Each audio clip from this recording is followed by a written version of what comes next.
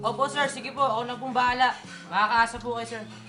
Sige po, bye-bye po sir. Uy mga tol! Mayroon akong magandang proposal sa inyong dalawa. Malaking breaks to mga tol. Aba, okay yan. Ano masasabi mo tungkol sa sinabi niya? Alam mo sa akin, Gary, pagka ikaw pag-uusapan okay lagi ako. Kasi ganito yan tol. Naisip ko kasi ikaw JC, may alam ka sa video editing. At ikaw namang Buboy, magaling ka sa script writing at directing, di ba boy? Okay yun, Gary. Magiging swak na swak yung team nito natin mga tol. Kailan ba natin umpisahan yan? Kasi sa May mga tol, mayroong big event. I haven't cares. You step a little closer each day. That I can't say what's going on. Alam mo pare, naging madugo yung nakaraan nating project eh. Ano kaya yung sinasabi ng kliyente ni Gary? Alam mo, pare, ako excited na nga ako malaman. Uy! Tibal si Gary oh!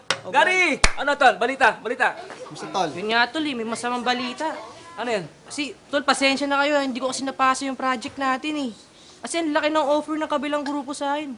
Pare, I have no choice talaga pare. teka pare, ano mo sabihin? Hindi, pare, huwag kayo mag-alala. Naka-standby naman yung project natin eh. Kasi pa pare, mauna na ako ha, may lakad pa ako eh. Sandali. Isang buwan mong dinelay yung project. Tapos ganun-ganun lang yon. Tol, ginagago ka. Kaya humingi ng pasensya tol eh. Hindi. Tol, ginagago ata tayo nito eh. Ginagago mo ba kami? Tol? Teka muna, teka. Ginagago mo kami! Pare, Huwag sandali, na ako, pare. tol ha! Ikaw! Pare, Ginagago mo kami! Ano? Tol, sandali lang, Tol. Maminaw ka muna, Tol. Upo ka muna dyan. Sige, pare, malis ka na. Ang bahala sa'yo. Sabi na kita mamaya.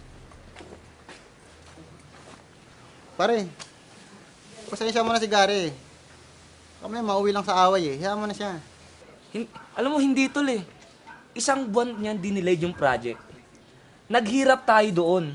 Tapos ganun-ganun lang yun. Palibhasa kasi hindi naman gumawa sa project yun eh. Alam mo, pare, huminahon ka muna. May projects din tayong makukuha mas maganda dyan. Pasensya mo na si Gary. Alam mo, sana nga meron pang ibang project.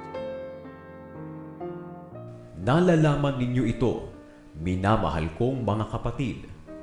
Ngunit magmaliksi ang bawat tao sa pakikinig, magmakupad sa pananalita, magmakupad sa pagkagalit.